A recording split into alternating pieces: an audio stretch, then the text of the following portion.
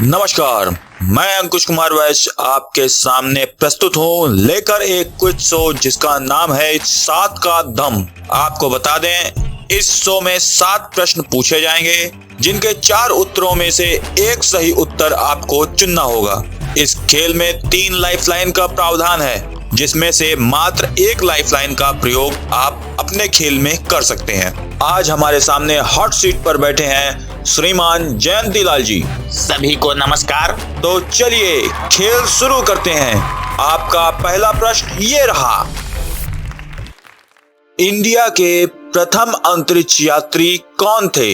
ए Kalpana Chawla, B Rakesh Sharma, सी Sunita Williams, D Neeraj Saxena. तो जवाब बताइए जयंती लाल जी। जी मेरे हिसाब से तो ऑप्शन ए कल्पना चावला ही सही लग रहा है, क्योंकि सुनीता विलियम जी तो अभी भी स्पेस में ही है। गलत जवाब आपको गेम से बाहर भी कर सकता है। आपके पास लाइफलाइन भी उपलब्ध है, क्या आप उनका प्रयोग करना चाहेंगे? I think remember the school days, Rakesh Sharma ji का भी नाम याद आ रहा है। शायद यही पहले भारतीय अंतरिक्ष यात्री थे। यस, भी राकेश शर्मा जी को लॉक कर दीजिए। क्या आप श्योर हैं? डेफिनेटली। तो आपके जवाब को चिन्हित किया जा रहा है और ये बिल्कुल सही जवाब। जी, राकेश शर्मा भारत के प्रथम अंतरिक्ष यात्री थे जो 1984 में सोवियत यूनियन के सोयूज T-11 स्पेसक्राफ्ट के माध्यम से अंतरिक्ष में गए थे। उन्होंने 3 दिसंबर 1984 को अंतरिक्ष में अपना सफर शुरू किया और 7 दिन 21 घंटे 40 मिनट तक अंतरिक्ष में रहे। चलिए अब दूसरे प्रश्न की तरफ कदम बढ़ाते हैं। दूसरा प्रश्न ये रहा आपके सम्मुख, कौन सा Indian state statue of unity के नाम से जाना जाता है? ए गुजरात, बी महाराष्ट्र, सी राजस्थान, डी मध्य प्रदेश। जी, ए गुजरात। क्या आप श्योर हैं? यस। तो आपके जवाब को चिन्हित किया जा रहा है और ये बिल्कुल सही जवाब। स्टैच्यू ऑफ यूनिटी गुजरात राज्य के नर्मदा झील के किनारे केवड़िया गांव में स्थित है। यह स्टैच्यू भारतीय राष्ट्रीय नेता सरदार वल्लभ भाई पटेल की 182 मीटर ऊंचाई की मूर्ति है जो दुनिया की सबसे ऊंची मूर्ति है।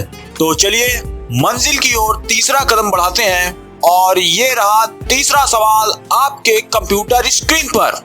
लैंड ऑफ राइजिंग सन किस देश को कहा जाता है? आपके ऑप्शंस हैं A China, B Japan, C south Korea, D Thailand. Ji lifeline. तो लाइफलाइन प्रस्तुत किया जाए। आपके पास 3 लाइफलाइन हैं जिनमें से एक लाइफलाइन का प्रयोग आप कर सकते हैं। पहला 50-50, इसमें 2 गलत जवाब हटा दिए जाएंगे। दूसरा कॉल टू होम, इसमें आप किसी भी मित्र या रिश्तेदार को कॉल करके जवाब पूछ सकते हैं। तीसरा फ्लिप द क्वेश्चन, इसमें आपका प्रश्न बदल दिया जाएगा और उसके स्थान पर दूसरा प्रश्न प्रस्तुत किया जाएगा। जी, यहाँ जिस प्रकार सवालों के जवाब सोच समझ कर लेने हैं, ठीक उसी प्रकार लाइफलाइन भी सोच समझ कर लीजिए क्योंकि ये दोबारा नहीं मिलेंगे। जी, 2 गलत जवाब कट जाने के बाद भी तो बचे 2 जवाबों में से एक जवाब को चुनना ही पड़ेगा।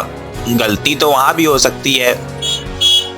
ऐसा कीजिए, फ्लिप द क्वेश्चन को ही दे दीजिए, बवाल ही खत्म हो जाए। हा हा हा। जी, बवाल तो कभी खत्म नहीं होते।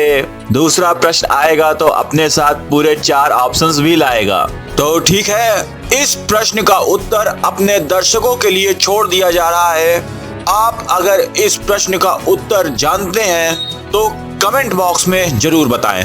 तो चलिए, फ्लिप द क्वेश्चन नामक लाइफलाइन का प्रयोग किया जा रहा है। कंप्यूटर जी, प्रश्न बदल दीजिए।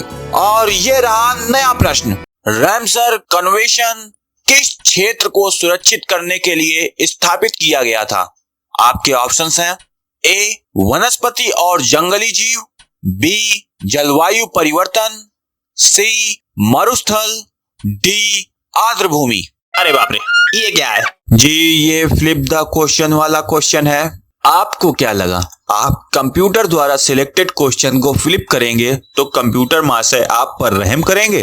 जी, मैं तो ये नाम ही पहली बार सुन रहा हूँ। बहुत सही। अर्थात आप ये कह रहे हैं कि आपके लिए लाइफलाइन भी कोई काम नहीं आई। अब तो आपके पास कोई लाइफलाइन भी नहीं बची है। 7 कदम के इस खेल में आप इस समय बिना सहारे तीसरे कदम पर रुके हुए हैं। सोच समझ कर जवाब दीजिएगा। आई थिंक वनस्पति और जंगली जीव या जलवायु परिवर्तन, इन्हीं दोनों में से कोई एक हो सकता है। अगर आप श्योर नहीं हैं तो आप इस गेम को क्विट भी कर सकते हैं। जी, इसमें क्विट करने की क्या बात, जवाब गलत हुआ भी तो बाहर ही है गेम से। ऐसी स्थिति में प्रयास तो कर ही सकते हैं। राम जी वनवास काल में जंगल ही गए थे, अतः ऑप्शन ए को चिन्हित कर दीजिए, वनस्पति और जीव। आपके जज्बे और साहस को सलाम, ये प्रशंसनीय है। तो ऑप्शन ए को चिन्हित किया जाए। ओ, गलत जवाब। सही जवाब है डी आर्द्रभूमि। रामसर कन्वेंशन जो 1971 में ईरान के रामसर शहर में स्थापित हुई थी, एक अंतरराष्ट्रीय समझौता है जिसका लक्ष्य दुनिया के वेट्सलैंड को सुरक्षित करना है। वेट्सलैंड ये आर्द्रभूमि होती है। 1 फरवरी 1982 को भारत ने इस समझौते पर हस्ताक्षर किए। 1982 से मई 2024 तक भारत के 82 आर्द्रभूमि रामसर स्थल में शामिल किए गए हैं। इस खेल के तीसरे पड़ाव पर आपके कदम लड़खड़ा गए। कैसा लग रहा है आपको? जी, अच्छा लग रहा है। पूरा बचपन कौन बनेगा करोड़पति में अमिताभ बच्चन जी को देखते हुए बड़े हुए, आज आप सभी के सम्मुख आने का मौका मिला, ये भी मेरे लिए एक उपलब्धि की बात ही है। वहां न बैठ सके तो आपके समक्ष ही, इसके लिए धन्यवाद। वाकई आपके साथ बात करके बहुत ही अच्छा लगा। तो चलिए, आज का ये शो यहीं खत्म करते हैं। तो मिलते हैं अगले एपिसोड में जल्द ही।